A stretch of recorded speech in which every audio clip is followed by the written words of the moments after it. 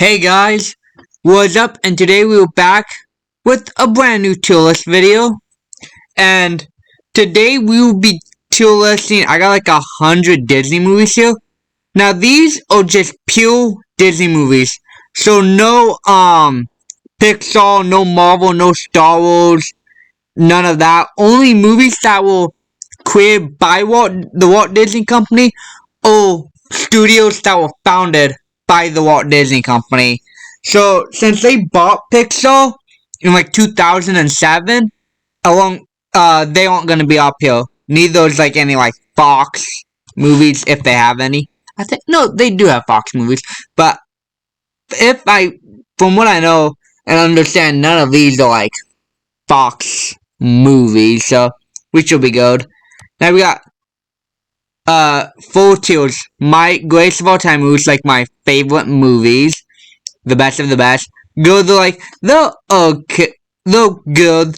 I may rewatch them from time to time. If they're like on, or if I'm like scrolling through Disney Plus or something. They're kind of average, subpar. I would probably only watch them like once. You know, not really rewatchable. Like it's like a one done thing. Then the trash is basically erased from my memory. I never want to see this piece of garbage again. Now first up, and of course the rule is I have to see at least I have to see these movies. And these are movies, so no TV shows. But yes, I have seen every single one movie here, even The Little Mermaid, because I'm recording this a few weeks after The Little Mermaid came out. So let's begin with Dalrymple Kid. Now, I'm a huge fan of Dalrymple Kid. I have I want to say like all 17 books. I have all of them. And I'm a big fan of Dalrymple Kid 1, 2, and 3. The live action versions, especially 3, that's one of my favorite movies. Like one of my top 20 or 30 movies probably. But this, I'm not such a fan of this. Now, I understand when you're doing, like, remakes or adaptations, like, you're not going to want to make it exactly the same. You may do changes, but some changes are good, some are bad. Like, we'll get on to The Little Mermaid and Peter Pan and Wendy later. But, like, the changes they made in this was, they got rid of, like, the best storylines, like with the Wizard of Oz play and the Safety Patrol. So, I'm gonna put this in May. It's not trash, but it's just, Nah, I wouldn't watch that again. Next we have Artemis Fowl. Now, this movie was, then again, I don't really remember what this was about. I think he's a descendant from a long line of criminals. And it's about, like, now, this movie wasn't trash for me, but I just really don't see. Wouldn't really know what else to say about this movie, because I saw this movie like once, a few years ago, and I just don't remember it. We'll put in the May tier. Yeah, and I thought about doing 5 tiers, but I think for like these, I might do like 4, because I wasn't really sure what the other one will be. Because as you guys know, I say this every time, I'm just not really a huge fan of the letters like, you know, S, A, B, C. But, and what my biggest pet peeve with tier lists is the Neville tier list. Like, how are you gonna rate something if you never seen it? I mean, just remove it from the tier list. I mean, it just makes it, especially since it's at the bottom, it just makes it look really bad. Next, we're gonna do holds now. Now I have read both the book and the movie, and sure, the book was a bit different, but I really liked,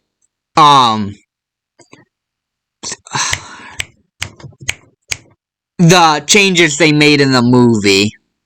Especially, like, this is probably, like, one of my favorite Shia LaBeouf. I'm not really a huge fan. The only 2 movies I actually really liked him in was that I remember was Holes and The Greatest Game Ever Played.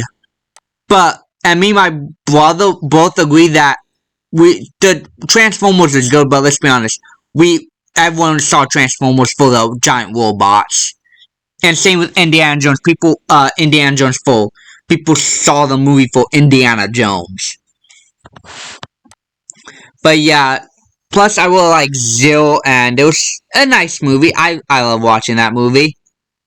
I mean, and what's funny is, like, it seems like a lame movie, you know, like they're just digging holes for, like, punishment because the people. Oh, also has Sigourney Weaver on Doolittle, and I'm a big fan of Doolittle, mainly from Psych.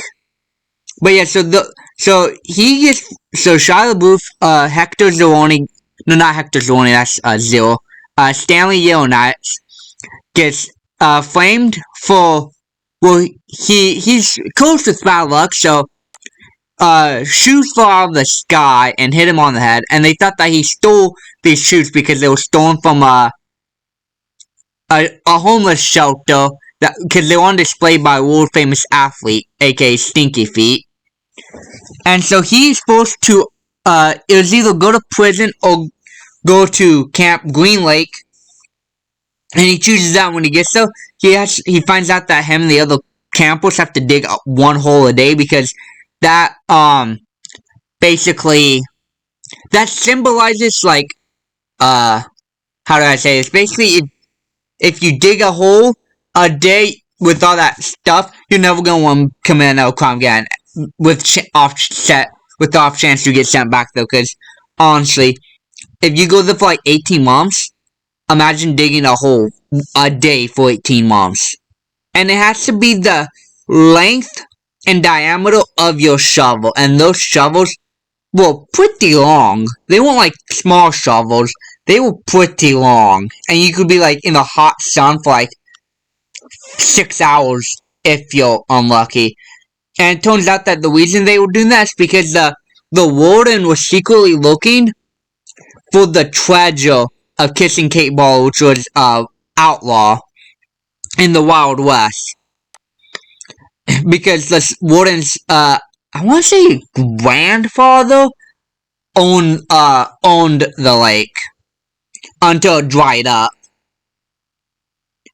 Next we're gonna do Huck Finn. Now, I remember seeing this movie, but at the same time, I don't remember it because I always get it confused with, what is it, Huck and Finn. I always get it confused with Tom and Huck. I always get it confused with that movie, but this movie, we'll get to that later, but this movie I kind of remember, but so I'm gonna pick the May tier, because I don't know why, I feel like I have to say a little disclaimer that this is my opinion and not really be taken seriously. Every episode, for some reason, I don't know, I keep saying I'm not gonna do that, but then I end up doing it. Next we have Return to Oz. Now, I do not recommend seeing this movie. This movie is trash. Now, this is supposed to be a sequel to, I want to say, like, the MGM version, the MGM classic of The Wizard of Oz. Although, it's like Home Alone 4, basically. Well, it's a sequel, but at the same time, not a sequel. So basically, she's like 8 in this, in the Wizard of Oz. I want to say she was like maybe 13 or 14 or something. And so, you know how Aunt and Uncle, well, they're not really, I won't say, well, they weren't really supportive of her, and because she kept going on and on about Oz, so what does Aunt and Uncle do? They ship her off to a mental institution. An 8-year-old gets shipped off to a mental institution where she undergoes a ton of shock therapy. And then,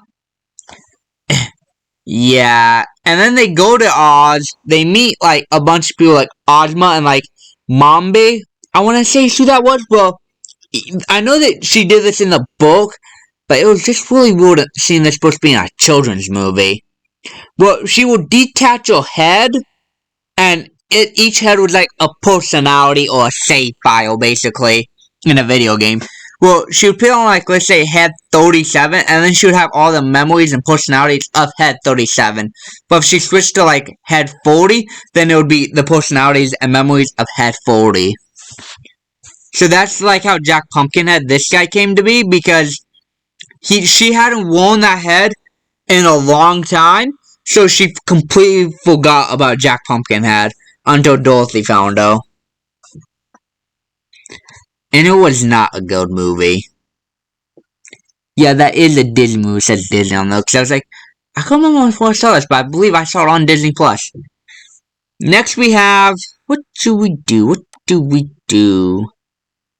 I'm gonna do, we'll do both Maleficent movies, because I'm not sure which is which, but I think this is the sequel. But honestly, Once Upon a Time did it excellent with the villains and a few of the rehabilitations. But honestly, I mean, the movies were fine. They weren't really necessarily good. It's like, imagine trying to do, like, in Record of Ragnarok, the character Jack the Ripper was supposed to be history's most infamous serial killer. But, so there's spoilers for that, but then again, just be prepared, be spoiled for anything until this video. But basically, in Record of Ragnarok, Jack the Ripper is supposed to be, he's known as history's most infamous killer. And he's supposed to be, you're kind of supposed to be rooting for him because he's one of the 13 fighters that were chosen to save humanity. And at first we think that he's this really evil tactician who's killed his mother and his father and 5 prostitutes. But when I read the prequel, it turns out that he didn't, he killed his mother and father, but then it turns out that he was actually hired by this group known as the Sentinels as like a freelance hitman where he killed other criminals. And he killed the original Jack the Ripper and took over his identity when Brunhilde asked him who he wanted to be named. And he just chose that. And I was thinking about the manga, his fight with Hercules, and he never explicitly stated that he did all those horrible things to the prostitutes and that he was Jack the Ripper. So they didn't retcon that in the prequel.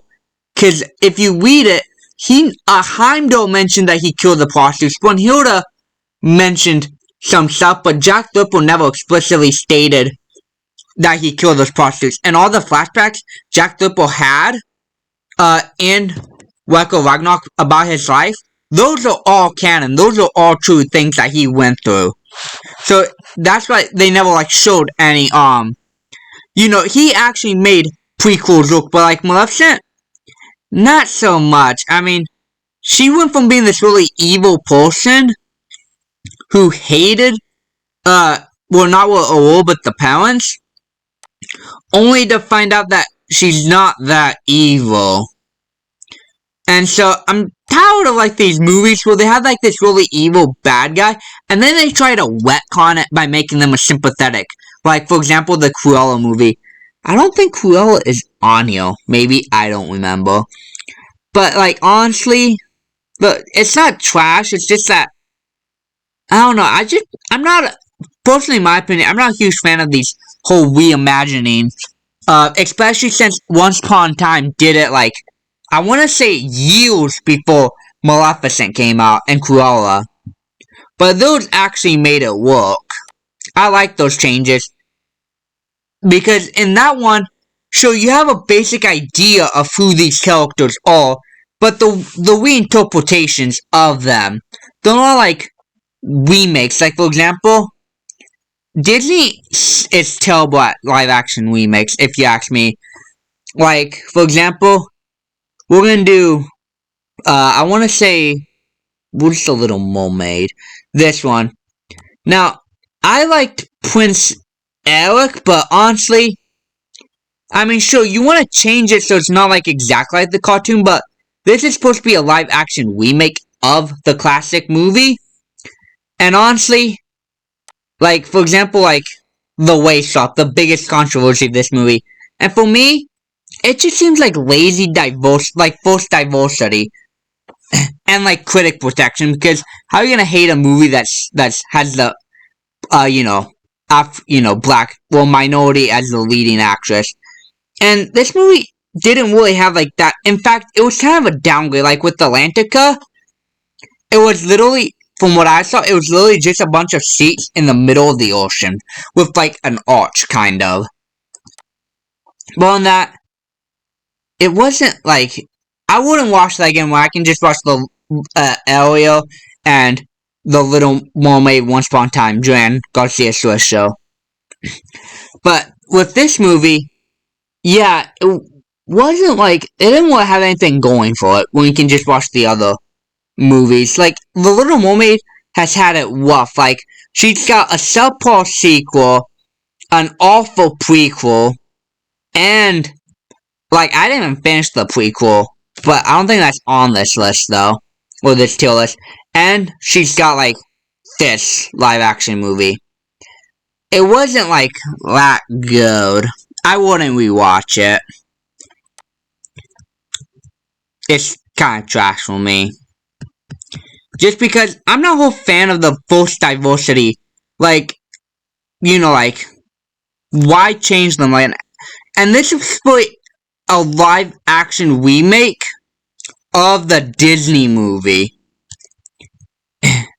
But yeah, well, of the Disney character. I don't know, I'm just not, and especially the hypocrites. So this may be a bit controversial, but yeah, like, the hypocrites, like, will they get mad about white actors playing minorities, but then they're perfectly fine with, black actors playing, minorities playing white characters. I just hate, like, the forced diversity, like, why couldn't they have just kept like, the actual actress?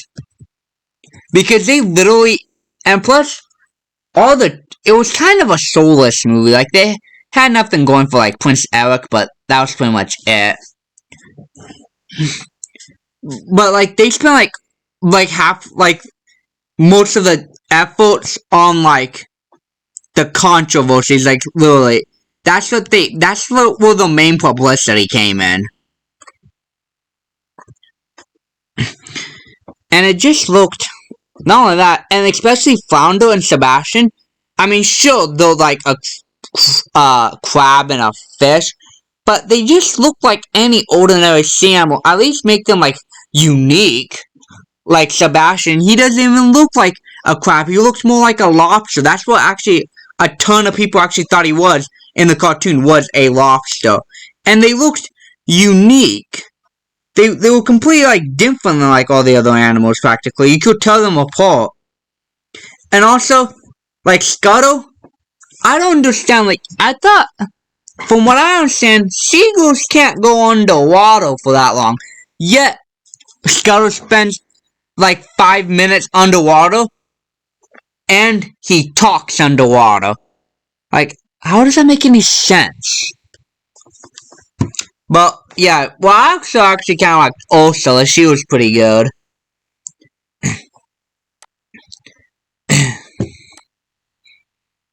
And next up, we're doing Peter Pan and Wendy. Now, I saw this movie.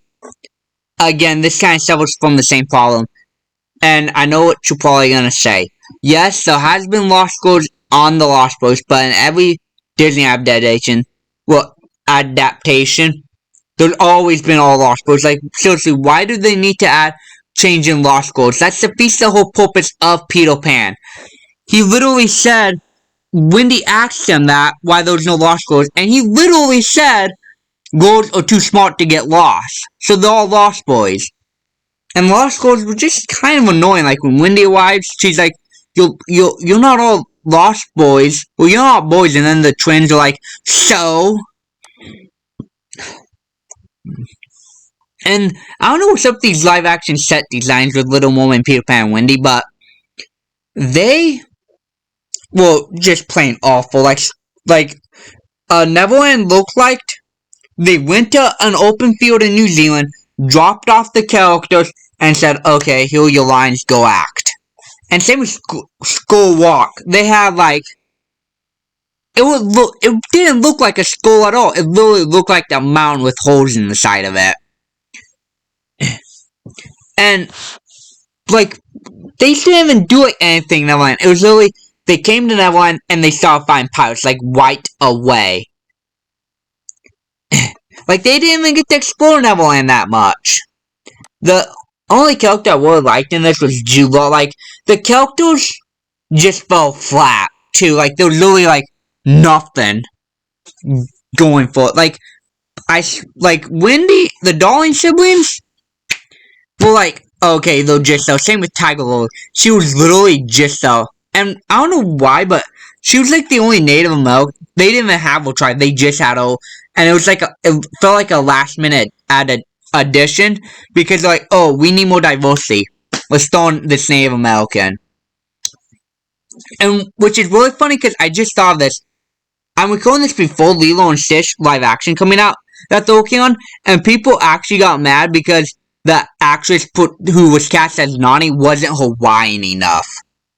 Well, she looks white, even though she was Hawaiian. And people were complaining about that. But yeah, like this, like, same with like the Little Mermaid. There's like, no real like, development. Like, literally, like, Tiger Lily was speaking like this in this Native American language that everyone, even the pirates, seemed to understand, which didn't really make any sense to me because why would pirates take time to learn to learn her language? You know what I'm saying? They're pirates. They're not gonna sit down and have an education lesson. Yeah, it just wasn't that good. And I did go in with open minds. I didn't go in hating them right away. But, and the way swap isn't the only reason I hate the movie. Just in case you try saying something. Because I know how people are nowadays. Next, we're going to do one of my favorite movies, Alice in Wonderland. I mean, some of my favorite characters, like my favorite Disney character, is the Cheshire Cat. And I love the Queen of Hearts. Basically, and this movie was really well done. This movie actually has, in the Disney cartoon, has, like, I want to say it had, like, the most named characters in the movie, in, like, a Disney movie. Well, not, I read that, but I'm not sure if that holds true now. But, yeah, and I love this movie. One of my favorite Disney movies. So, of course, I have to put it in there. And it's a nice movie. I mean, yeah, like, they did it pretty good. Well, I'm not sure if Tim Burton was the Disney version, because that was really different. But next we're going to be talking about a live-action movie where the changes were done great. Dumbo. Now, I love the change to the Wingmaster, who's played by Danny DeVito. And how the people actually helped Dumbo escape. The other, like, circus freaks and the friends, who they actually helped Dumbo escape. Now, this was a live-action movie done good. Unlike these two. These changes were actually good, and they didn't rely on, like, false diversity. That's what I call it. Well, they, like, literally just swap them for the sake of black representation, or some nonsense like that.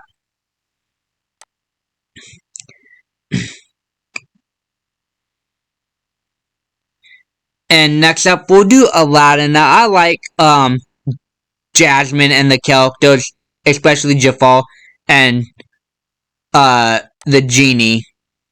Which, this was also good, like, I don't know, I liked Will Smith as the genie. And before we say anything about Waist Swap, I mean, the guy was blue and he was originally blue in the movie, but to disguise himself among the humans, he changed to look like a human, so, you know, so I'm not really being a hypocrite. He was never, like, blue. Oh, yeah, and also in this movie, for some strange reason, they made Tinkerbell black, too. And she hardly did anything in the movie at all, either. Like, literally, this movie, like, it it was just like, and this movie didn't even have a theatrical release like The Little Mermaid. I just saw this on Disney Plus one day when I was going through Disney Plus to watch like a movie. Like, I didn't even know this movie was out. Like, they had like no publicity for this movie. I mean, I heard it was coming out, but I didn't know it came out until I saw it on Disney Plus. So this movie just seems like they just had to make a live-action Peter Pan movie. So they might as well just call this Peter Pan. I don't know why they threw in Wendy. I mean, she didn't really do anything. Heck, none of the characters, it was just little, like, fighting pirates. So that movie had like nothing going for it. Except for Jude Law as Captain Hook. I like him as Captain Hook. He was good. Next we're gonna do a classic. Now, you know, this is like Disney's like first major movie. I like Snow White. The Evil Queen's pretty nice. Which I believe her name is actually Grimhilde. Grimhilde. If you didn't know that. I believe that's what her name is. The Evil Queen. Now, this movie, I'm gonna be doing this in Pinocchio next, but this was a change, source material change done right, because if Walt Disney adapted this movie, kids will go wanting from the theater. Same with Pinocchio. Well, in Snow White, she was nearly killed 3 times. Once with the comb, where the woman put the comb in her hair, and it was poisoned. She died, but the George managed to come. Well, she didn't really die. She was on the verge of death. They removed the comb. Then she came dressed as a corset seller, and laced her up too tight and suffocate her. The George came and cut her out, and then she finally killed her with the apple. And instead of True Love's kiss reviving her, no. The prince was so enticed with her dead body in the glass coffin that he bought her dead body off the dwarfs to display it when he got back to his castle. But after a while, there was an incident where the apple got dislodged from her throat. I want to see that I believe that what happened was one of the soldiers carrying the coffins either tripped and it came dislodged. Oh no, I believe what happened was he got so mad at having to carry the coffin that he opened it and hit her in the back, and then that's what dislodged her and she woke up. And in the original book, they had no Grumpy, they had no Doc, they were literally just called the 7 Dwarves. They had like no personality or no nothing. And now the 7 Dwarves are some of the most iconic Disney characters. Like, if you haven't heard of them, you don't know Disney. And this movie is also considered by many to be the greatest anime movie of all time. And I love it. Especially the Evil Queen.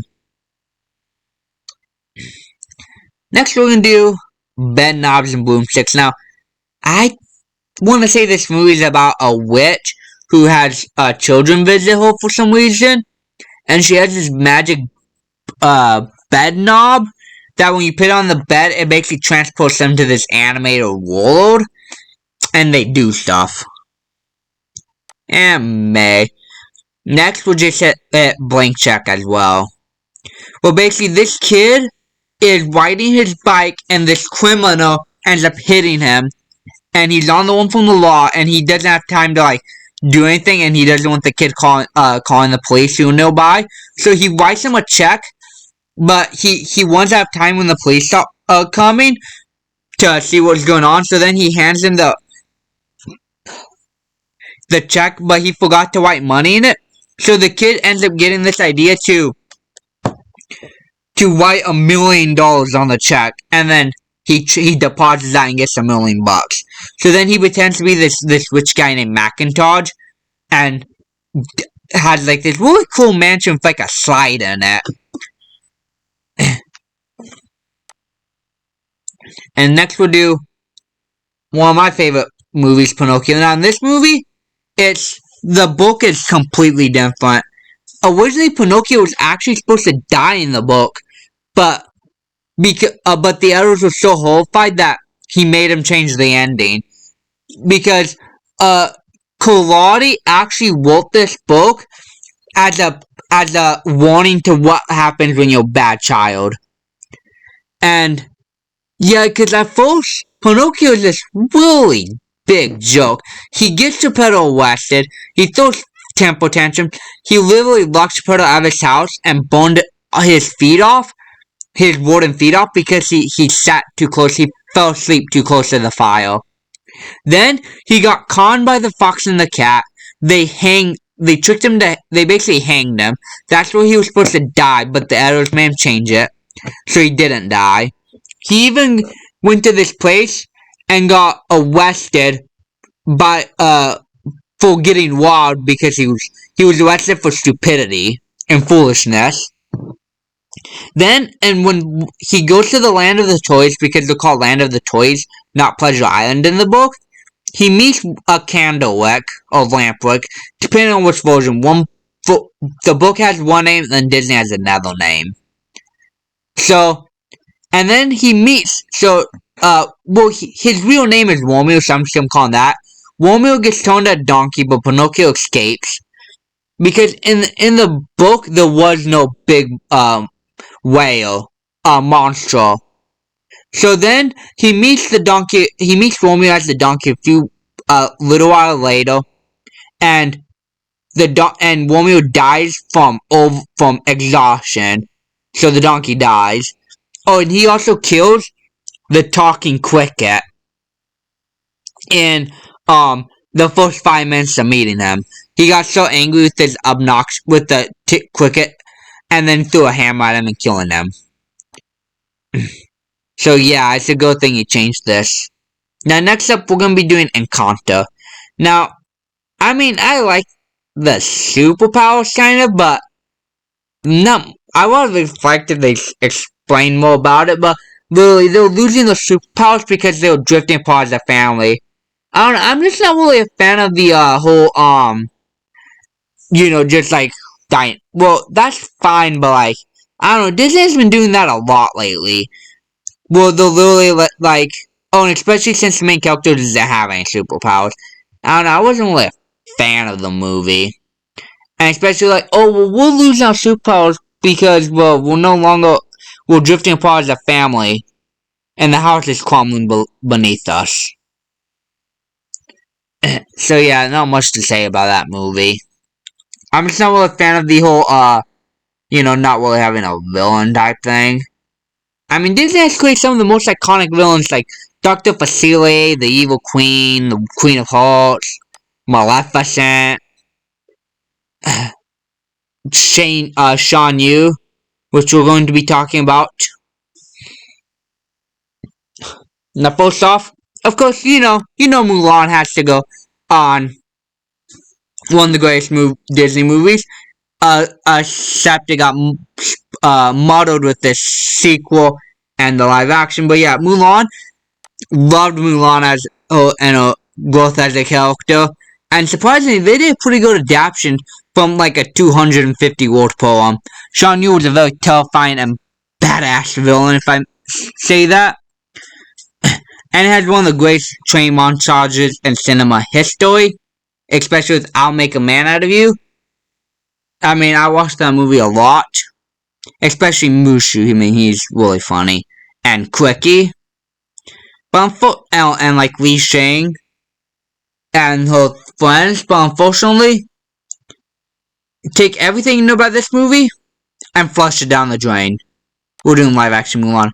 Now, my dad, he's a fan of I won't say like Chinese or Japanese martial arts movies, so he liked this, but I didn't really get it, like, especially with, they removed, like, every single character except for Mulan. I think they even changed the bad guy for some reason.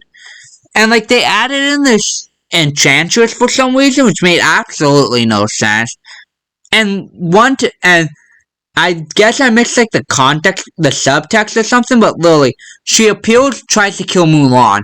Next time she sees her, she tries to take Mulan over to her side and have her betray China and have her fight for the Huns. Work for her. Then the next scene, she's sacrificing her life to save Mulan.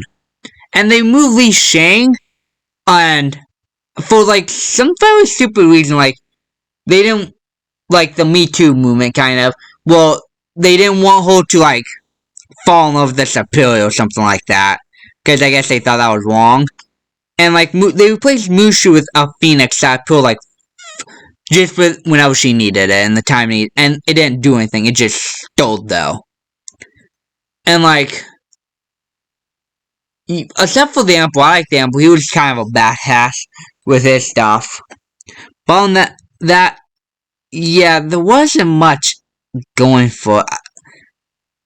Again, like for these movies, well, and other things like they really need to stop focusing on like diversity and like like and just tell a story. Like Mulan, they got rid of Li Shang because of like the Me Too movement. Well, they thought that it would be a good thing for the Me Too movement, but no one liked that. They were confused as to why people didn't were mad. But yeah, these just feel like lazy attempts at storytelling and cash grabs. Like, at least attempt to tell a story like what Aladdin and Dumbo did. They didn't have any of that nonsense. They just attempted to tell a story. Same with all these movies. They didn't have like anything like voice swapping or something. Like, they didn't rely on that, basically. Like, literally, all you ever heard about, like, The Little Mermaid, this one was voice swapping. That's like the publicity. Next, we'll do Mulan 2. Now, I don't know what it is with Disney, but they cannot make a sequel, a cartoon sequel, to save their life. Like, the only sequels I can think of, cartoon sequel Disney that I can think of is, I want to say Frozen 2 and Lion King 1.5. Those are really the only sequels that I liked and were worth rewatching. Like Tarzan 2, I didn't even finish that. It was so bad that I just dropped after like 40 minutes of it. But this one, yeah, there was no need for this movie, except for like them getting married at the end. That's pretty much it. But yeah, they basically just have to transport 3 princesses to an arranged marriage. Well, of course, they end up falling in love with Mulan's 3 friends. So that throws a wrench in their plan.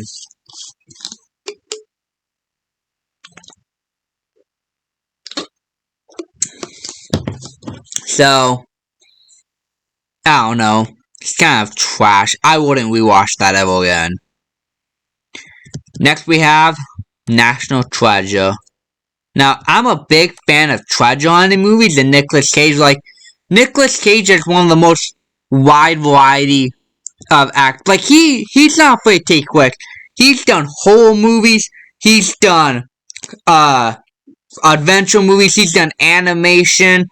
And he's even did a movie where he didn't say a single word the entire movie.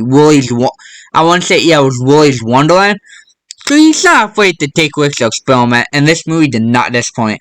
I'm stoked for, I hear National Treasure 3 is on the rise, and should hopefully be ready, but they're still having some problems, because Nicolas Cage is all about the historical accuracy, which makes this movie so good. So yeah, so I love these movies. I watch them all the time. And especially Ben Reilly. I like him.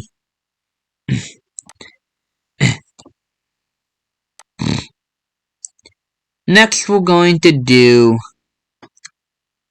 The Adventures in Babysitting with the 2016 one, because Sophia Carson and Sabrina Carpenter are 2 of my favorite actresses. And I just watched this movie a few days ago. And I loved it. Especially Sophia Carson, she's like my favorite actress. Speaking of Sophia Carson, we're gonna be doing some of my favorite, one of my favorite trilogies, Descendants 1, 2, and 3. Now, basically in this movie, when the Belle and the Beast got together, and married, they rounded up all the kingdoms of Oradon and imprisoned all the villains and even revived some of them because they felt death was too lenient of punishment and sent them off.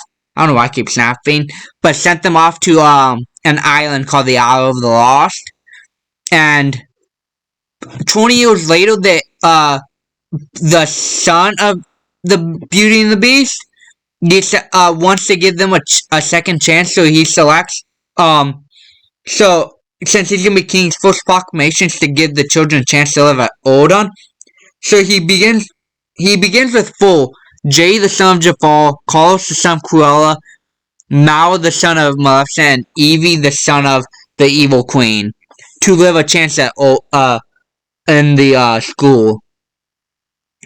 And number 2 you get and 3 you get more of like the Isle of the Lost and the villains. Though, and I'm excited for number 4, the spin. Well, it's not really number 4, it's the spin-off movie, The Lies of Wood, which I can't wait for. Because Uma from China and McClane, aka Uma and the Fairy Godmother, both those characters from these are gonna be in it.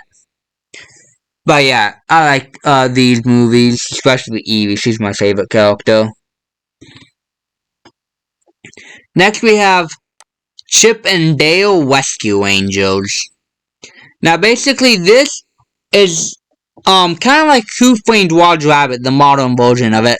Well, it's basically a bunch of cartoon characters living amongst the humans basically. And this takes place right after the end of Rescue Angels. When I want to say Danger or Dale. So Dale leaves the show to go work on his new spy TV show, although the pilot never made past the pilot, and then they're canceling Rescue Angels.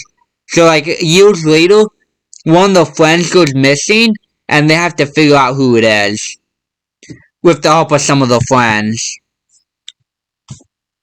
It was a pretty good movie. I liked all the like ugly Sonic and like all the other characters in it, especially Stinky Pete. And how it makes fun at like the knockoffs, because the guy literally, the main bad guy literally produces knockoff Disney movies, like the boy who flew through the bedroom window. That was literally like the name of his Peter Pan movie, I think. Okay, next we're gonna do. Now, as much as I like cats, that darn cat, that and the weeble are kind of made. So basically, this woman gets kidnapped, and this cat just wanders around. He's literally called Dawn Cat, aka DC. And the woman picks up the cat and attaches a watch. Well, puts the watch around him. And then the owner finds it, and she goes to the police, and only like one guy helps her. And so they gotta figure out who the kidnapping is by literally watching the cat. I like DC, but that was pretty much. Well, I like some of the other characters, but yeah, here's the main thing about it. Next, we have The Flight of the Navigator. Wasn't much of a fan of this movie. It's not trash, it's just kind of meh in my opinion. Basically, this kid is going out to find his brother and bring him home one night when all of a sudden he's abducted by this alien and he wakes up 8 years later. And it turns out that the reason for this, that the alien was experimenting on him, for research, not with probing him or anything. But he found that was too dangerous to drop him off in his original time, so he ended up dropping him off 8 years in the future. So then he's got to figure out how to get home.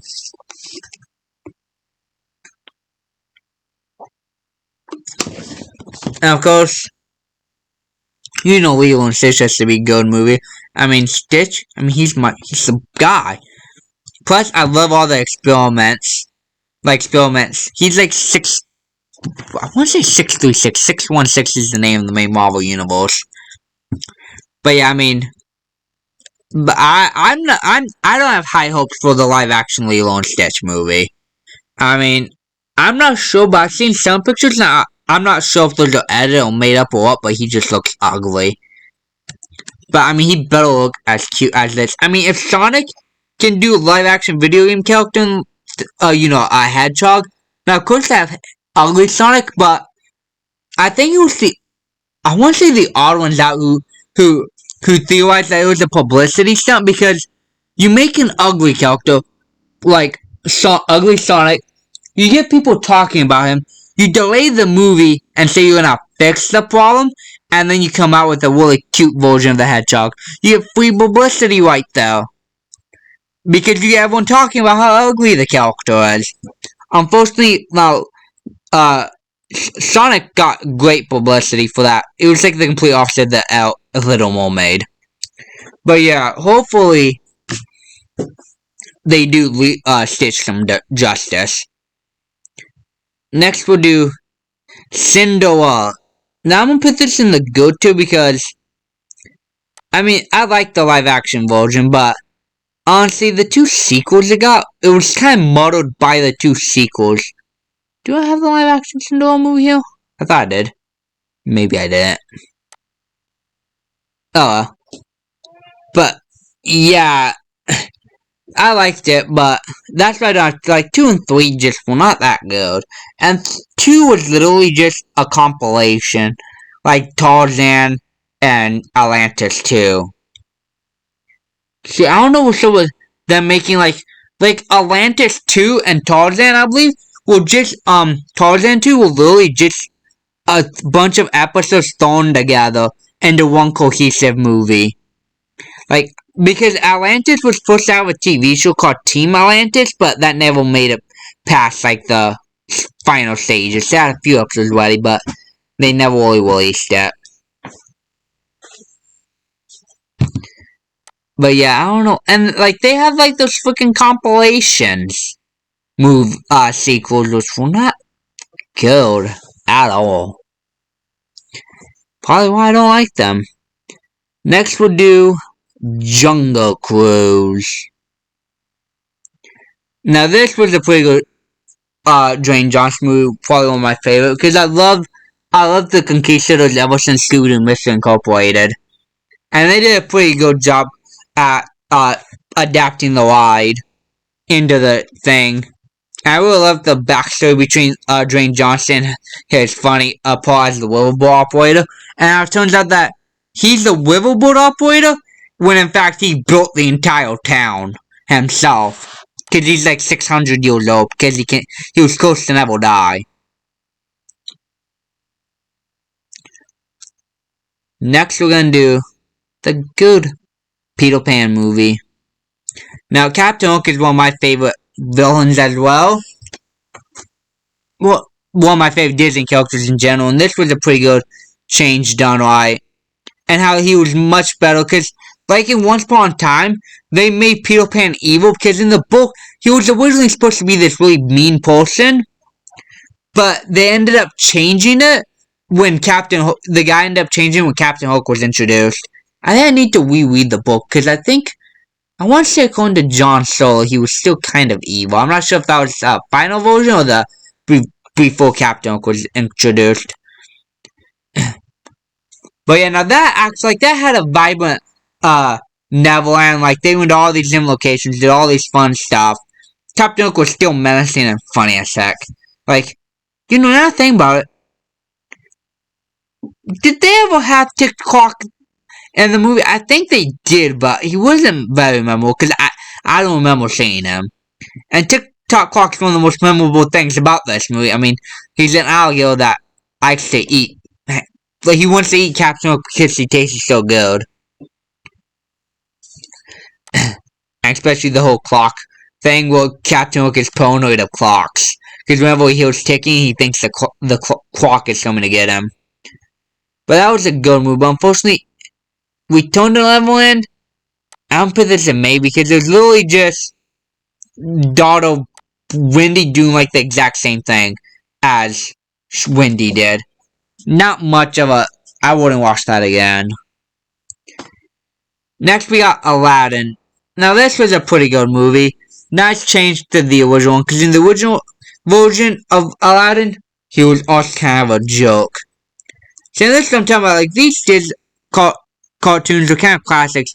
They kind of fail with those sequels, because, like, for example, people don't like change. Like, Scooby-Doo, like, you spend, like, 40 years with these characters, and then they go and, like, change up everything about them to, well, they're, like, different, you know, like, entirely different, like, they're not the same characters you once loved, like in HBO Velma, there's not one thing I have positive to say about that show, and it was literally just you change the name and the clothes, and you got yourself an original show. Like, I like the joke that Disney is so dried up that they have to buy other companies to stay in business. Like, they bought Pixar, they bought Marvel, they bought Star Wars, they bought Fox. Who knows, next I'm waiting for them to buy DC Comics or Warner Brothers. That would be funny. But you know what I'm saying? Like, literally, like, at least we're gonna do, like, live action. At least adapt a brand new fairy tale or something like that. You know, adapt a, you know, like, those hundreds of fairy tales, like, heck, I don't know, do freaking Bluebeard, crying out loud. You guys don't know that's about a psychotic guy that marries people, marries women, and then kills them.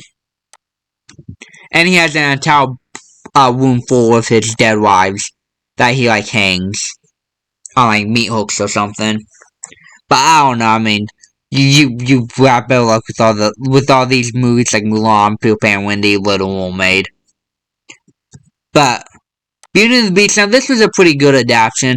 I like Gaston and Belle, or Emma Watson. I always say Emma Watson, I'm still confused. But yeah, I think that was like Emma Watson from like Harry Potter. Now that was a good live action. And I loved how live action done right. And I love how like the phone show, like, you know, the phone show was done pretty nice. And how they like all attacked him. Beauty and the Beast, now we'll put this in good as well because, yeah, it was kind of similar, but they did have kind of a few changes. I haven't seen these in a long time, but yeah. Like, yeah, you don't have to, I mean, some change for the battle, but then again, you can just remake it. Like, when you say you remaking something, people expect it to be remake. You know, like just like it. Or reboot. Or at least similar to it. Well, it's still the same characters. It's just, you know, different. Like, Mr. Incorporated. Like, Scooby-Doo, most of the show, like, Mr. Incorporated was literally just like the original one. Except they had, like, more personalities. But yeah, like, I understand if you're trying to do, like, a live action, like, Little Mermaid or something. If you like, another company like Warner Brothers. Because you can't make it like you can't make it like Disney.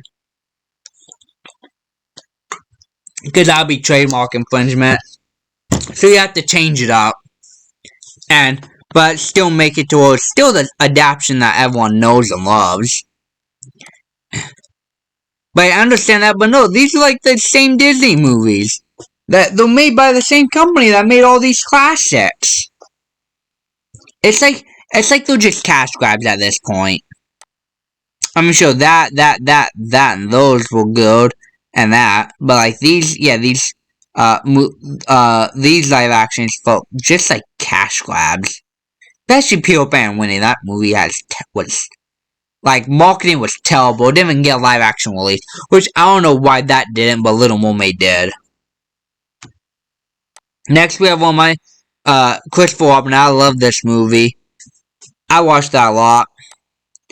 Basically, Christopher Robin basically gets he ends up leaving for school and ends up moving on, and then like 20 years later, he ends up returning to the 100-acre woods. Oh yeah, the main one. I do have that though. So he ends up returning though, and I liked it, especially like Winnie the Pooh, and how he was trying to go. Well, he was under a lot of stress and basically kind of he spent focused more on work than his family. So they end up, you know, basically I liked it. It was a nice movie. Next, we're gonna do Winnie the Pooh, the many events of Winnie the Pooh. We're gonna put this in good, and I will like how it was a nice movie. Like it was literally telling you, it was literally like reading a book with animated pictures, with the pictures animating. Like Winnie the Pooh would be flying up, and then the words to the book would be like right there. But it also had a lot of like that wasn't like the entire thing. It was just like a little bit of the movie.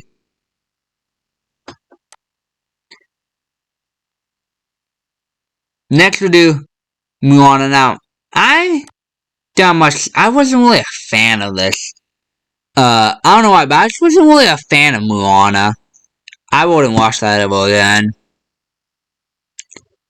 Not much to say because then again, I don't really remember much about it.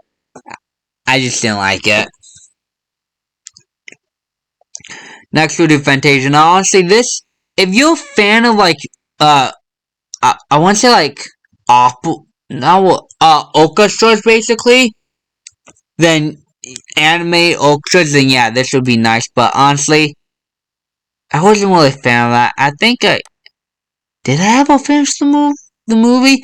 I know I want to say introduced Chonabog, the Night on Bald Mountain, but honestly, I can't remember if I ever finished that movie. I know I was getting really bored of it like an hour into it. Next we'll do High School Musical 1, 2, and 3. Now, I like these, I like the songs and stuff. But basically it follows like Troy Bourne and a bunch of the other students at East High doing well basically the romance between the star of the football team, the new girl. I liked especially the songs. Like we're all in this together.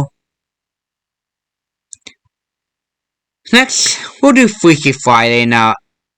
This movie like again, this is like one of the Freaky Friday things where the mom and the daughter fight and then end up switching bodies and then have to find a way to switch back as they had to go on and live at each other's lives. Do you have? Oh yeah, Wreck-It Ralph. Now this is a pretty good movie, but then again, his sequel, and not so much. We'll put this in May. In the original sequel, he was a video game character, but he hated being the antagonist, which I can understand. Imagine wrecking a building, having it repelled, and then get thrown off a building every single time. And he was seen as an outcast in like the video game world because he's Wreck-It Ralph. You know, I'm gonna whack it. And so it's about him, and then he ends up he really tries to go turbo, which means he basically tries to go and take over, well not with take over games, but basically live in other games. He tried this, shooting game, didn't work out. Then, he went to, this candy racing game, and that's when a bunch of bad stuff, a bunch of things happened. Becoming like, he ended up defeating the bad guy, the original was Shadow. And then he ends up becoming like well liked. And he even like they even had like Cube on a bunch of other video game characters. And then they play like their own little game too. He literally just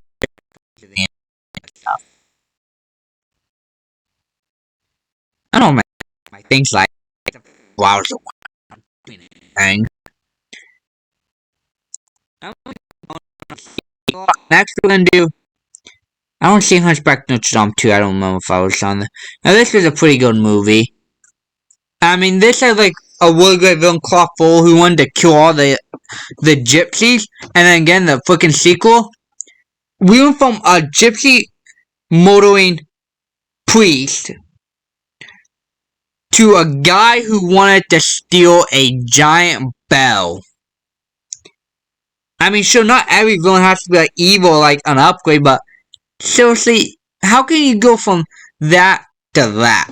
How can you go from a guy like Clawful to a guy, I don't know his name, he just wanted to steal a bell?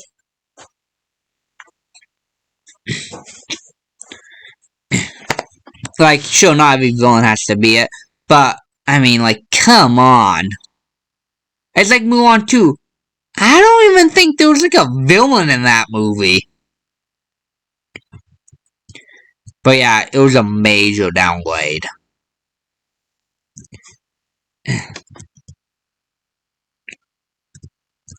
Next, we're gonna do another go live action Pinocchio. Now, I like Tom Hanks as an actor, and I thought this was a pretty nice movie. I mean, I didn't mind the addition of the seagull, and it was pretty much. And I like Pleasure Island. Now, that actually had some pretty cool designs and set designs. Because in live action, it's all about the set design. I mean, what you seriously would you watch a movie where everything's green screened? Like The Amazing Bulk.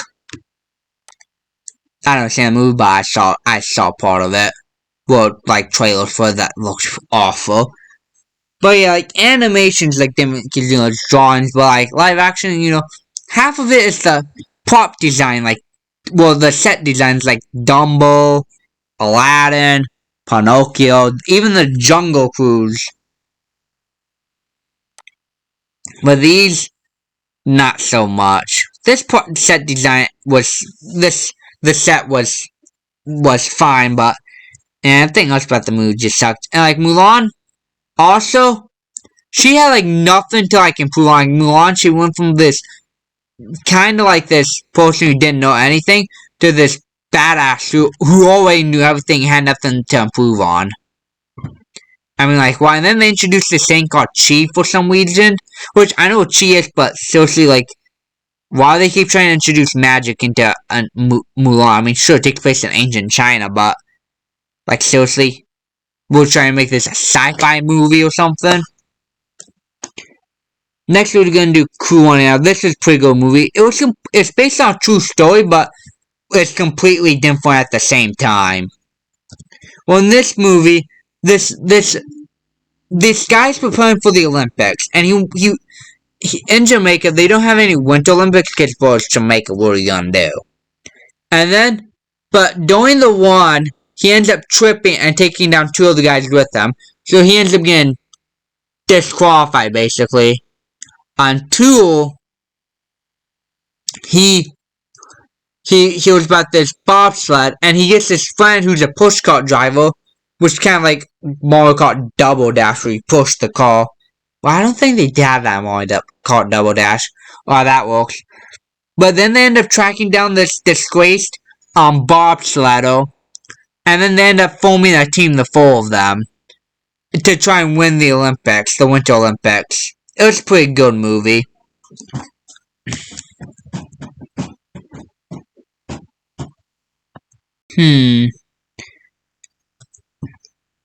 Let's do... we'll do the 101 Dalmatians movies. Now, I'm not much of a dog person, but I did like Cruella de Vil as a villain. So,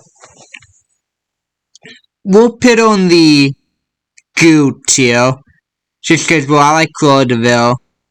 I mean, sure, the Cruella movie was fine and all, but as I said with Maleficent, I think I always said that with Cruella, I can't remember, but yeah, I'm just not a fan of the retcon they tried to do and turn Cruella into like this sympathetic revenge seeker.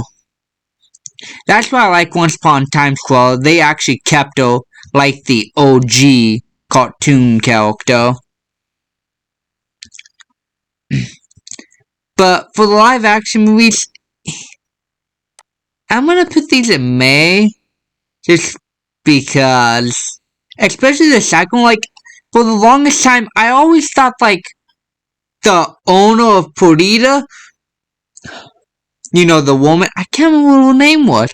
I always thought she was character in the second one, but I don't know. But apparently she wasn't. The second one just felt like a rehash of the first movie. Like, literally, the exact same plot, the exact same similar characters, and Cruella de Vil.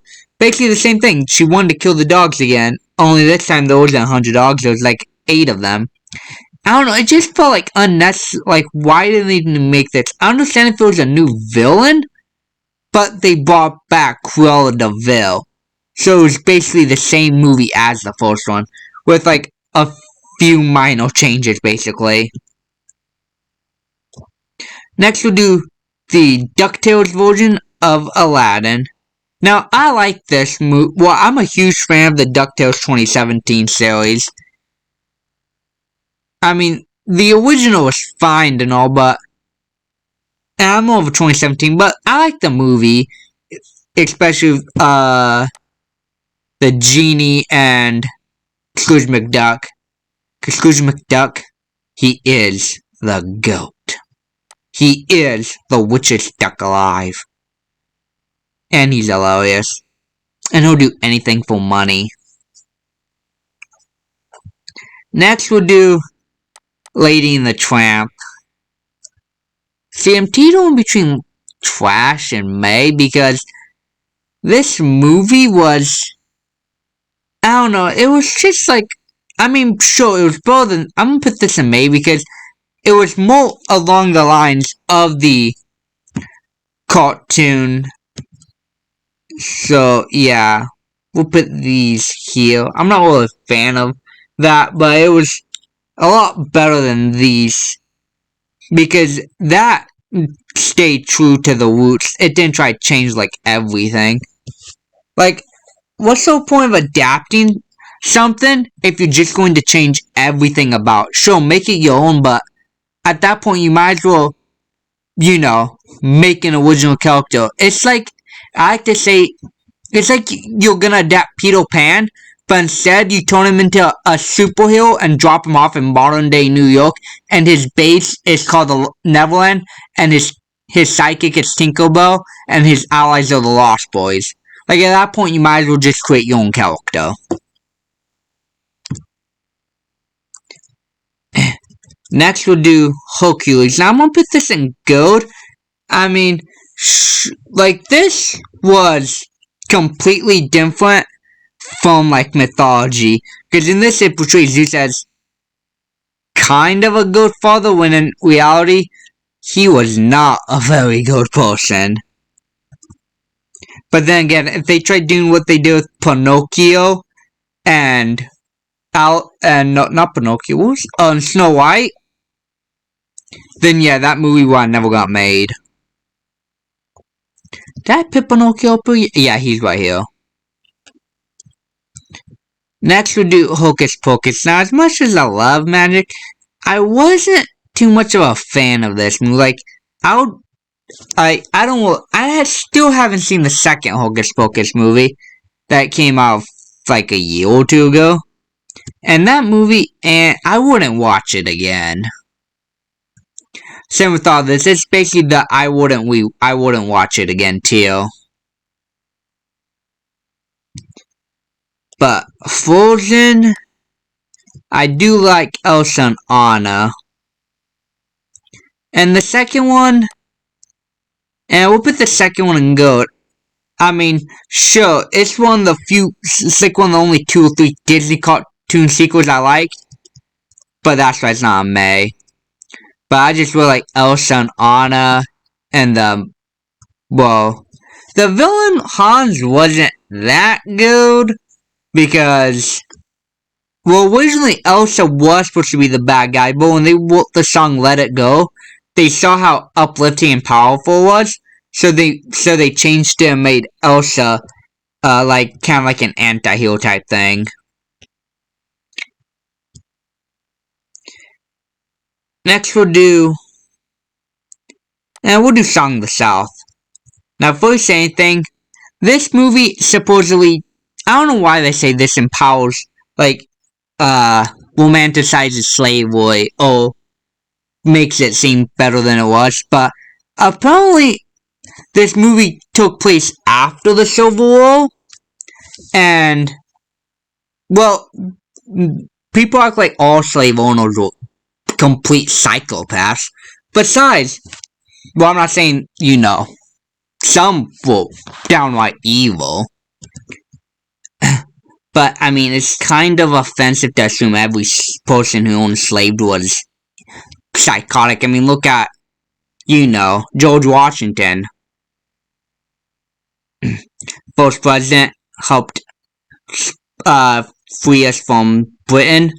And besides, this movie isn't even about that anyways. It's about a kid who feels neglected because his father's always on business, and and he tries to find his happy place. I mean, let's be honest, the star of this is basically Brio Rabbit. Those are my favorite parts. Like, I want them to do a TV show in the same style and as, you know, the cartoon segments.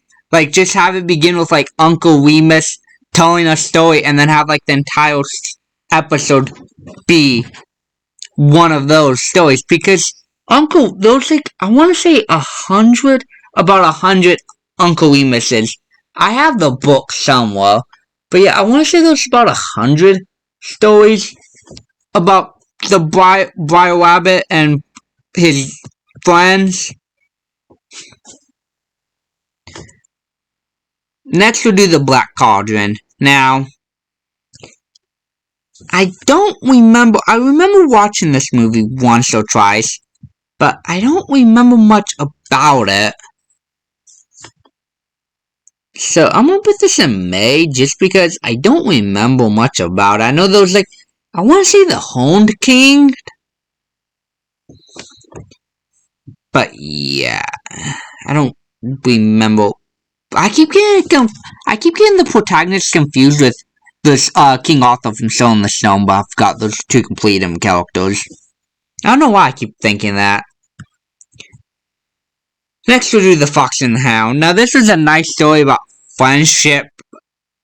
Well, then they end up turning against each other and the hound tries to kill the fox. But, I don't know, it was a good story. I don't know, there's not much to say about it. I, again, don't really know that much. I should probably rewatch that. Next, we'll do the Santa Claus. Now, I'm gonna put these all in good because they were pretty good movies. Now, I did watch the TV show that just came out about, you know, the, Scott Calvin, you know, Tim Allen and Kyle Penn. Now, the TV show was alright. I just felt like it was trying to piggyback on nostalgia. But I did like Kyle Penn and Tim Allen. But yeah, I don't know. It kind of, just be honest, it kind of felt like an unnecessary TV show. It was still a good and fine TV show, but I don't know, like, them doing all these revivals, like, for example, Criminal Minds Evolution was kind of fine because that, technically, if you think about it, only took a break for, like, a few years, like, a hiatus for COVID, basically. And then, but then, like, Santa Claus, I mean, this ended, like, I want to say, like, in the early 2000s, like, 20 years ago. When did this movie come out? Was it, like, the 90s or something? Again, I don't know when the movie came out. But yeah, I mean, there was, like, not really any reason to continue. I mean, like, Tim Allen was thinking about retiring as Santa Claus in the TV show, but he ended up not doing it. And he ended up staying as Santa Claus. So, again, there wasn't much need for that TV show. Again, I think it was just trying to ride on nostalgia.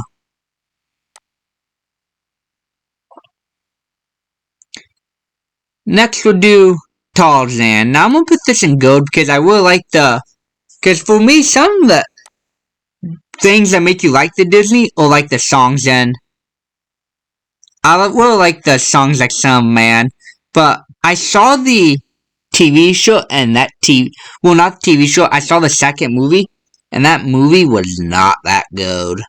I don't even think I finished that movie. It was pretty bad. Because I read that apparently that was the second movie wasn't an actual movie. It was like Atlantis 2. Well, that Atlantis 2 was supposed to be Team Atlantis and a TV show, but ended up not going through, and they have a few episodes, so they chose to mash 3 of them into one cohesive story. That's basically what Tarzan 2 was. Kind of like, I'm not sure if that was Cinderella 2, but that was basically what it is. Like, Cinderella 2 was literally just a bunch of short stories thrown together. Next, we're gonna do the Muppets. Now, the Muppets Christmas Show was a nice retelling with Muppet characters, and I really liked all the meta jokes. You know, all the fourth wall type jokes. So put these in good along with Muppets Treasure Island. Now, these were nice adaptations of the books with Muppets thrown in. Because, man, the Muppets are hilarious. Especially the one with Jason Segel. I like that one. I saw the Haunted Mansion Muppet movie, but I don't really remember. I mean, it was an alright movie. It's not as good as these two. Next, we have The Adventures of Ichabod and Mr. Toad. Now, you know, I gotta put this in the goats too. Because I really like the Mr. Toad and Ichabod stories because, well, I like the Hairless Horseman. He was a pretty terrifying villain, even for only being the thing for like 5 minutes. But there are some rumors that, some theorists that speculate that Van Brunt, did it. He disguised himself as the Hairless Horseman like a Scooby-Doo villain, to scare what Ichabod claimed so he could be with Van Tassel, Katrina Van Tassel. And Mr. Toad, well, I don't know if I like the movie because the Mr. Toad Wild Ride is one of my favorite rides at Disneyland. Or maybe I like the ride because I like the movie. I don't know, but they were nice cartoons. Some of my favorites. I watched them a lot. Next, we'll do Who Framed Roger Rabbit. Now, this was Rescue Rangers, like 70 years prior, basically. But what Rescue Rangers doesn't have is Jessica Rabbit. I mean, come on, she's Jessica Rabbit. Plus, I really like the Christopher Lloyd as Judge Doom. Which, I don't know why they didn't see him as being a villain. I mean, his name was literally Doom. That's like me, Dr. Doom's like, oh, I'm not evil, my name's just Doom. I don't want to destroy the world or anything like that. Just saying. Anyone with the name Doom in their name is not such a good person. Someone should make a character that's like Doom or something, and make him like the nicest person in the world. That would be hilarious. I don't know if there is a character like that. Next, we're gonna do the Rescuers. I mean, a bunch of mice that tried to save a little girl from some kind of smuggler or something. I mean, it was, kind of meh. What even was the villain? She was like some villain that, did she have like pet alligators or something? Wasn't she trying to steal Ruby? And the Rescuers down under? Why did the hunter need the kid again? See, the villains in the Rescue movies weren't very memorable. Like in Wonder Woman Dalmatians, you had like Cruella de Vil, you had Captain Hook, Evil Queen, the Queen Hearts, a bunch of villains. You had Gaston, you had Hades, you had John Clayton. Yeah, not as memorable. On this one, you just have the dog catcher. Oh yeah, and Sean Yu, and, well, not you, but Sean Yu, and I don't remember who the villain in that was, because they changed Sean Yu for some unknown reason. Next, we'll do Treasure Planet. Not a huge fan of this Treasure Island adaptation. I don't know why I keep saying adaptation like that. Adaption.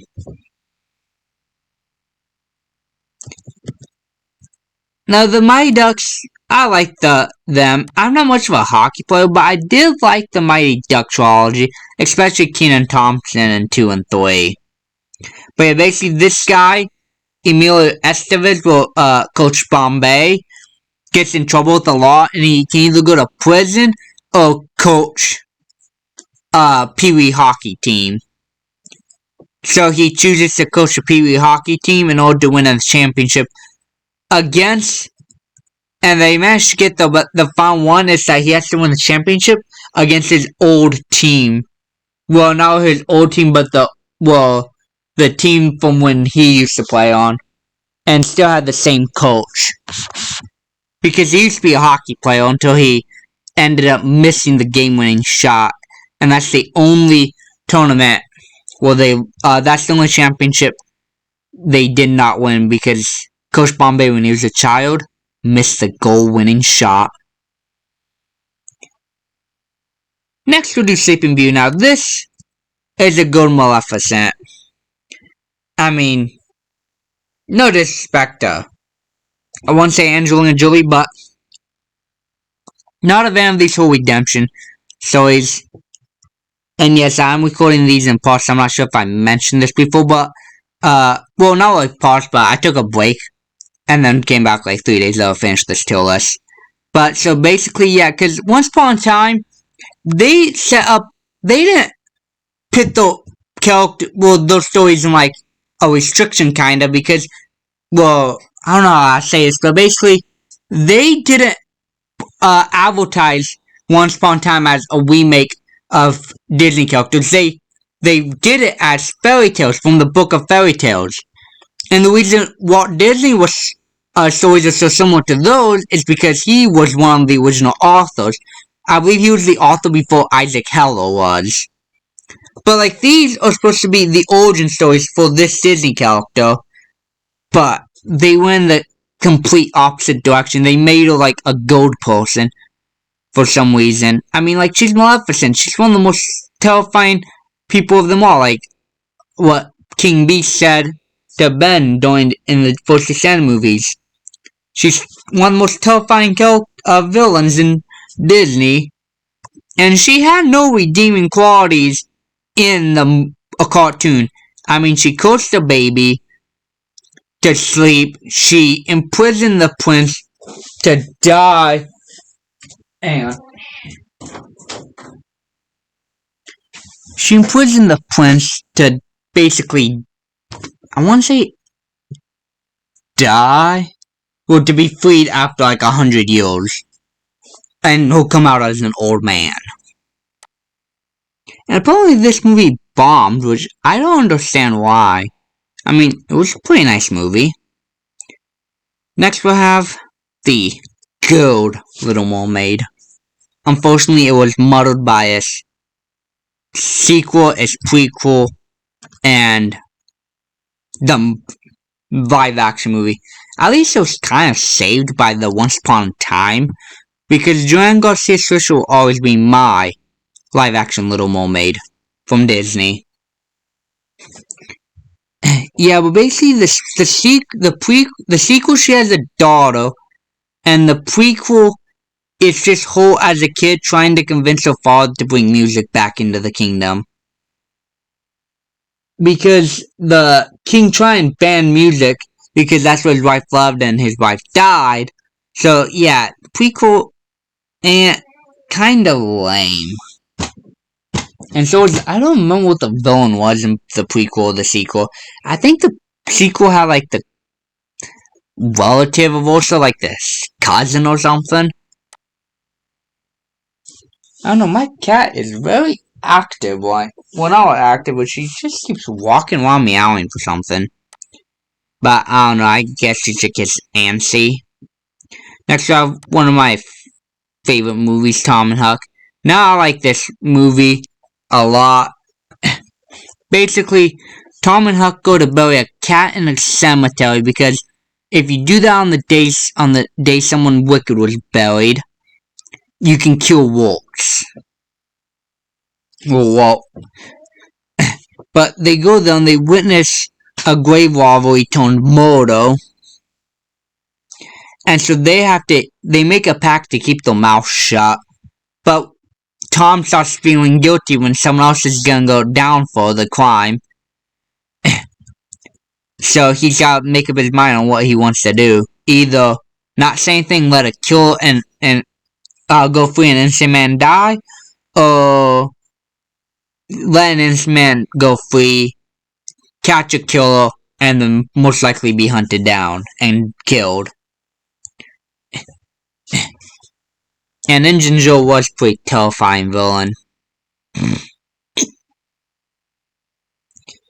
Next we'll do Treasure Island. I don't remember much about that movie, to be honest. I saw it like once and completely forgot about it. Next we'll do Sister Act. Now these are one of the few Whoopi Goldberg movies I liked before she went, and you know, The View and everything. But yeah, the old Whoopi Goldberg movies were pretty good, especially these two. Well, a headliner for a club. Well, she's a headliner for a club, but when she witnesses a crime, she's forced to go in witness protection basically, and she disguises herself as a nun and hides out with them, pretend to be a nun. And the second one, she's recruited by the nuns to pretend to be a nun again and go in to teach a school that's kind of like a failing school.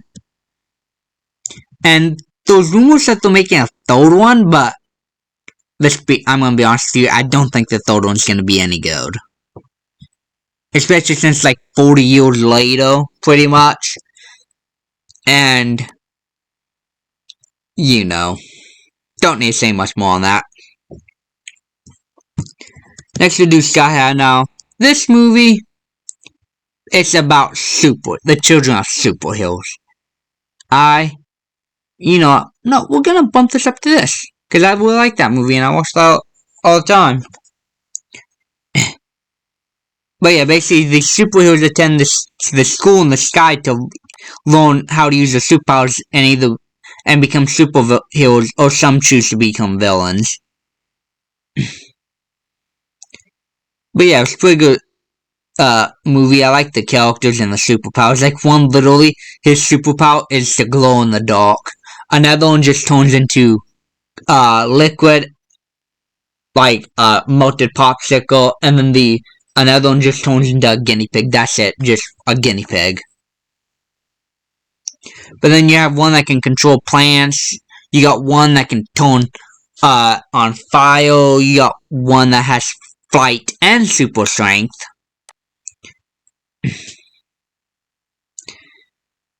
Next we're gonna do Pocahontas.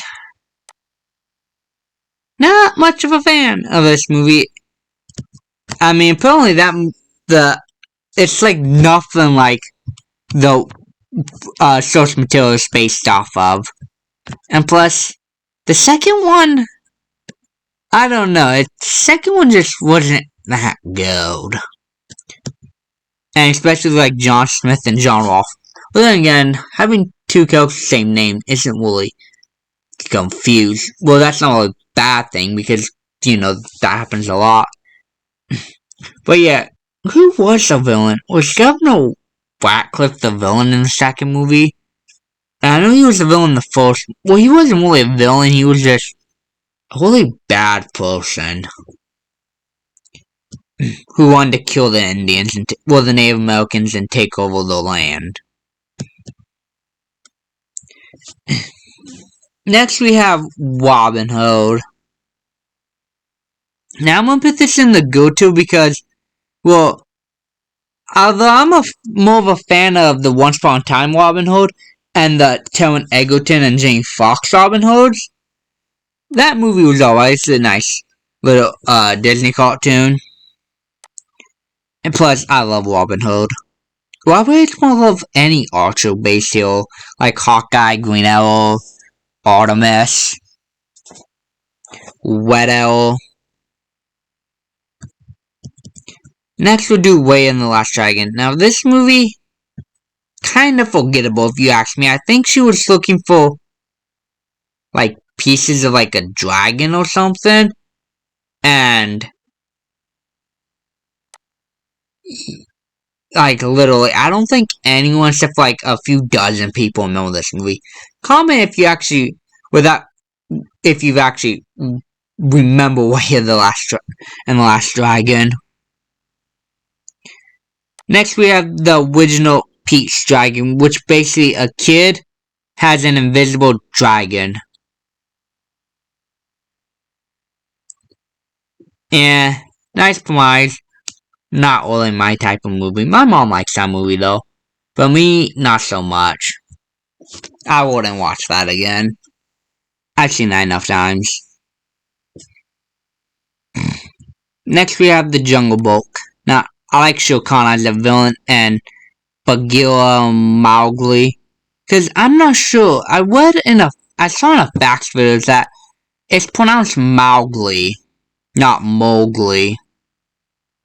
So I'm not sure how you pronounce that. I guess it's like tomato. But yeah, imagine. I wonder if that actually what happens if you can I wonder what happens if you actually get raised by wolves. Has anyone like actually legitimately done that? Next, we're gonna do the Three Musketeers. Well, technically it's Three Musketeers. Now, I like the new spin on Donald, Goofy, and Mickey, because basically the princess is in danger of being killed, or she's threatened to be killed by Pete, the leader of the commander of the Three Musketeers, of the Musketeers, and she doesn't want just any protection, she wants musketeers. And Mickey, Don, Goofy, or janitors. But Pete, technically, he, like, kind of tricks them into becoming musketeers. Because, what way to assassinate someone? Have, like, the worst people guard her. Which would be the Three Musketeers. Nice spin on all the characters. Next, we're gonna do Zootopia. Basically, a bunny rabbit moves to a big town. I want to say the Big Apple for some reason. Moves to the Big Apple and becomes a police officer. She's like the first bunny or the first rabbit to do so. And she basically takes on this case that she's not supposed to. Well, because yeah, they're missing they don't. I want to see, was she not allowed to take on that case? But anyways, she ends up recruiting this con man, his name's like Nick, to help her. I hope they're making a second movie at the time of this recording. What am I saying? This video is gonna come out before the second movie comes out. I don't know why I said that. It's not like I'm gonna hold on to this for like 6 years and then release it. Finally. That would be so funny if I did though. Just schedule this thing to go out in 2029. Ooh, I should totally do one of those high mean 5-year things. Like what Mr. Beast does. Where he like makes these videos and then he schedules them to go out like 5-10 years later. Next we're gonna do the Aristocats. Basically this witch woman has 4 cats and a butler. And this guy comes over to do a will, and she leaves everything to the cats. And the butler gets it once all the cats die. But he's sitting there, he's doing math, he's like, well, each cat has 9 lives and there's 4 of them. I'll be dead before I get the money. So he decides to basically push the cats. Well, not only that, he decides to knock them out with sleeping pills. Then as he's going to send them off to Timbuktu, they fall out and meet this stray cat who ends up helping them back. And yeah, Edgar was a pretty funny villain. He was more like a comedic relief villain, but I don't know, he worked for him. Next we have The Princess and the Frog. Nice retelling of The Princess and the Frog. And I really like Dr. Facilier as a villain in the Voodoo Witch Doctor. And he does have friends on the other side. It was a nice movie. I like the little change for she gets turned a frog as well because she's not considered a princess. Because she was just dressed up as one for a little dance, for a little party she was going to. Next we have Swiss Family walks in. Basically, this family gets marooned on an island, and they have to adjust to the life there. Kind of like what Tarzan's parents did. Except this one, the pirates start coming to show. Well, they come to the island, basically. And they gotta basically home along the island to defeat the army of pirates. There's like 100 pirates. I should totally become a pilot. They just make it seem so fun in the movie up until the point they die by the hero. What if I both become the hero and the pilot? Then again, it can't really be a hero and a pirate because, well, there's not really good pirates. Well, then again, then you got like Monkey D. Luffy and Jake and the Neverland pirates. Not really pirates. I mean, putting on a pirate hat and sailing on a ship doesn't make you a pirate.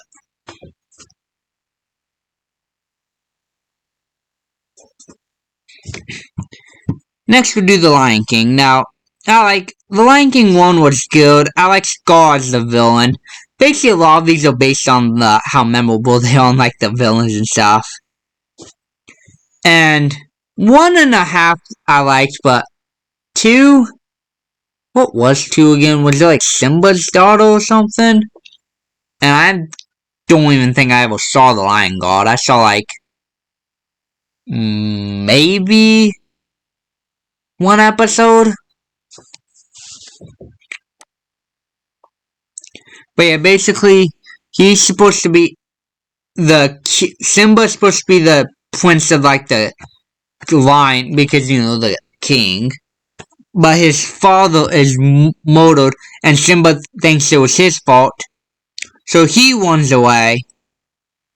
And I want to say like years later, well, months, I don't know, he goes from being a little cubbed up grown lion, so I'm not sure if it was months or years. But basically, some time passes, and he has to he finds out the truth, and must fight his uncle. Next we have The Nightmare Before Christmas. Basically, Jack Skellington wants to basically become Santa Claus. Don't remember quite why. I know he's got a dog named Zero and the Oogie Boogie. And well, that's pretty much it. Because yes, I'm not rewatching every single one of these movies again for research. That will take forever. My cat is seriously wanting to go out. But I don't know why. My cat lately does not walk down the stairs unless I walk her down. Unless I basically walk in front of her. Next we have The Sword in the Stone. Now, as much as I like King Arthur and Merlin, this movie was kind of meh. I don't know, my sister Delta will like that movie. It's kind of a one and done movie for me. Next we got the Tangled, Disney's story, Rapunzel, the story of Rapunzel. Nice movie, and Mother Gothel is a really great villain for being like some old witch. She's probably like the oldest Disney villain they have. Well, one of the oldest. She's like 100 or 200 years old.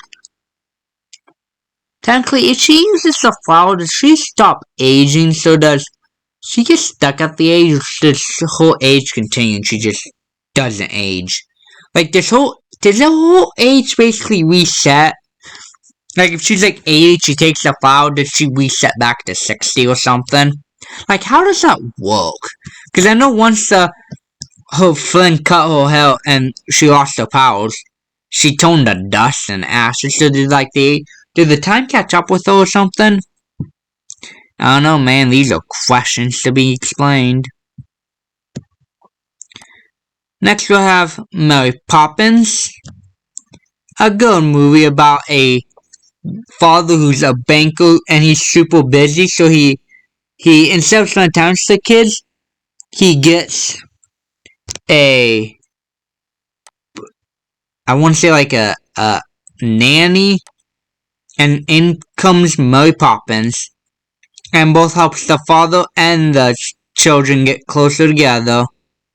Pretty good movie. I haven't seen the second one yet, but the second one doesn't look that good. Again, the second one came out like 60 years after the fact. Like, seriously, did they seriously need...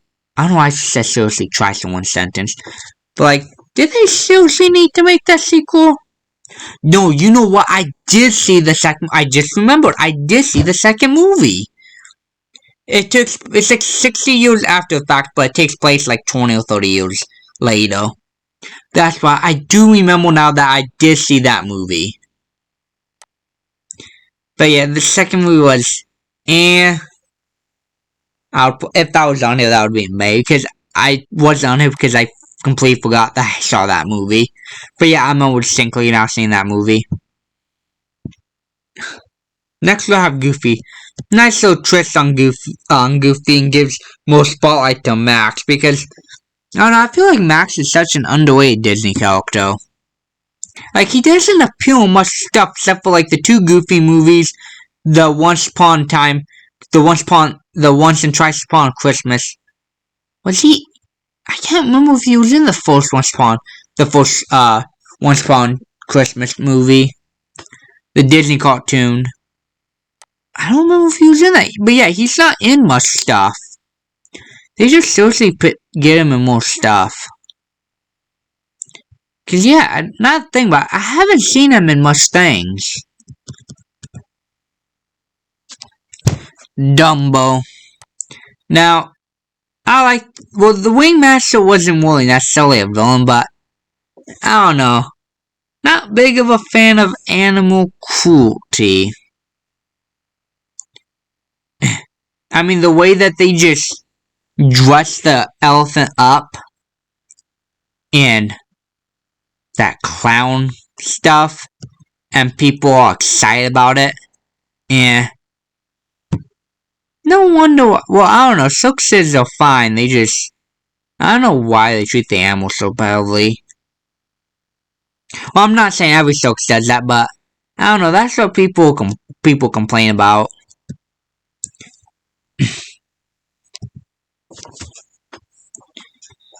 Yeah, and the Wingmaster wanted to put on a great show at the expense of killing the elephant. Like, what kind of person thinks it's a good idea to dress an elephant up as a clown, put him in a burning building, and then tell him to jump out onto like a trampoline bounce pad type thing, held by a bunch of clowns. That's a recipe for disaster. Next, we're gonna do the Oliver and Company as Oliver Twist as cats and dogs. Now, who was the bad guy? That was Feigen the bad guy and Bill Sikes just the leader of the dogs. I don't know.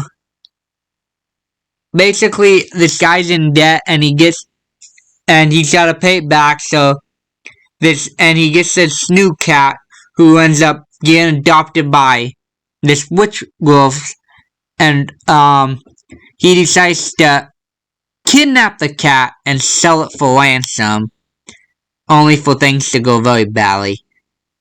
And kind of a meh movie, if you ask me. Next we have Atlantis. Now, Kida is such an underrated Disney princess. Well, you know what's funny? She's not considered a Disney princess because Atlantis bombed. Which, I don't know, seems real. Well, Elsa and Anna aren't considered Disney princesses because they have their own franchise. They're not part of the Disney Princess franchise. But Atlantis is a good movie. I liked all the technology they had. And Milo and his friends. Although the villain was kind of... Who was the villains again? I don't remember. Next we have Bambi. I hear they're actually doing a live action project of this, but I don't know how that's gonna go. Like, live action Lion King was just not live action. I don't think there was a single actual human in that movie. It was all basically just CGI animals. Hey Kit Kat, what you doing? Oh yeah, hang on, I'm on my last movie. So, but yeah. Well, what's funny is that I actually saw on Twitter the other day that one of the people at Disney thinks that they could do an entire universe set around, like, the entire Star Wars-like universe set around The Lion King. And, like, out of every Disney live-action project you could have chosen, you chose to do Lion King. Like, they said they could make a universe as big as, like, Star Wars, basically. Oh my goodness, what if they did a movie where Lion King and Bambi crossed over? That would be hilarious. Or all the 100 Dalmatians. The DCU, the Disney Cinematic Universe. That would just be funny. But for the cartoon, I do like Thumper. And what was the second Bambi movie about? I don't remember if I ever saw that movie. Was Bambi like a prequel that took place somewhere between part 1, or did that take place after the first movie? I don't know. But I don't know, I think this is a pretty good tier list. So let me know in the comments what you think. And of course, I didn't do every Disney movie that I've seen because that's a lot. I don't want to have like 200 things on this tier list, especially with a bunch of, like, I actually had like a whole bunch of other movies on here, like Hobie and stuff like that, but I removed those because, well, they were very, very like, I don't remember a single thing about them. Of course, I don't know much about Black Cauldron, but I just kept a few on here. But yeah, because there's like hundreds of pure Disney movies. But yeah, so thank you so much for watching, and see ya!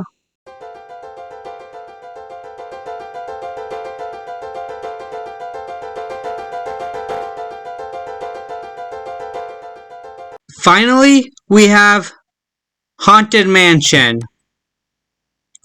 Now this is honestly the best Disney movie I've ever seen. Actually, this is my favorite movie of all time, because I love how it has Diane DeVille, Owen Wilson, and Jamie Lee Curtis as Madame Leota.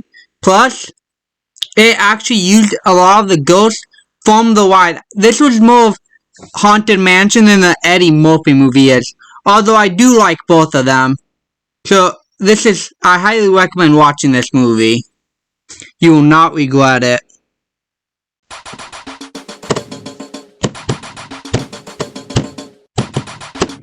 Night of 1,000 flights. Look left, look right. You're going to be scared tonight. You better run for your life. You better not cry. You better not pout, or you will pay for it with your life. Run away, little doggy.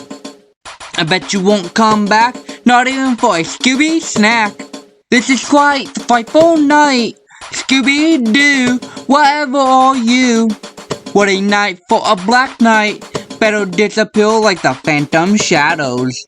Ghouls, goblins, and ghosts. Scooby-Doo, you better run. Your friends are mine! Night of 1,000 flights. Look left, look right. You are going to be scared tonight. You better run for your life. Run away, little doggy. I bet you won't come back, not even for a Scooby snack. Phantoms, tall monsters, black knights, and creepers. This is going to be quite a frightful night. The mastermind controls the mansion. The gang is trapped, and the only one who can save them is Scooby-Doo. Night of 1,000 flights. This is going to be quite a frightful night. Scooby-Doo.